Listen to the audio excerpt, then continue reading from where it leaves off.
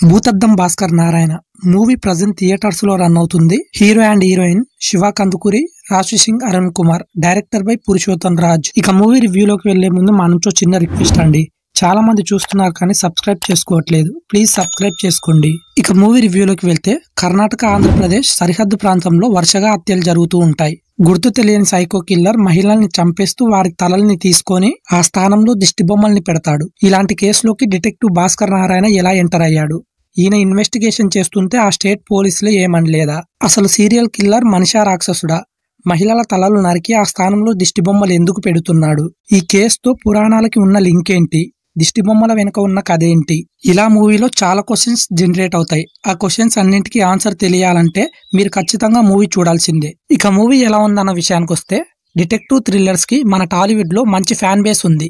మంచి కంటెంట్ ఉన్న మూవీ తీస్తే ఆడియన్స్ ఖచ్చితంగా సక్సెస్ నిస్తారు. దానికి మంచి example agent Sai Srinivas Athreya movie అని కూడా చెప్పొచ్చు. అలాంటి కాన్సెప్ట్ ఉన్న జోనర్ లో వచ్చిన సినిమానే భూతద్దం భాస్కర్ నారాయణ. ఒక క్రైమ్ థ్రిల్లర్ ని పురాణాలతో ముడిపెట్టడం, దానికి దిష్టిబొమ్మ హత్య కేసులు లింక్ చేయడం ఈ మూవీలో ఉన్న స్పెషాలిటీ. మూవీలో ప్లస్ పాయింట్స్: డైరెక్టర్ ఈ స్టోరీని చాలా కొత్తగా చూపించాడు. మూవీ చూస్తున్నంతసేపు థ్రిల్లింగ్ ఎక్స్పీరియన్స్ ఓ లెవెల్లో ఉంటుంది. ఫస్ట్ హాఫ్ అంతా ఫన్నీ ఎలిమెంట్స్, లవ్ ఎమోషన్స్ తో సాగుతుంది. సీరియల్ కిల్లర్ ఎంటర్ అయినప్పటి నుంచి మూవీ సీరియస్ మోడ్ లోకి టర్న్ తీసుకుంటుంది. ఇక సెకండ్ హాఫ్ లో వచ్చే ట్విస్టులు ఇంకో లెవెల్లో ఉంటాయి. బెటర్ గా ఉంటాయి.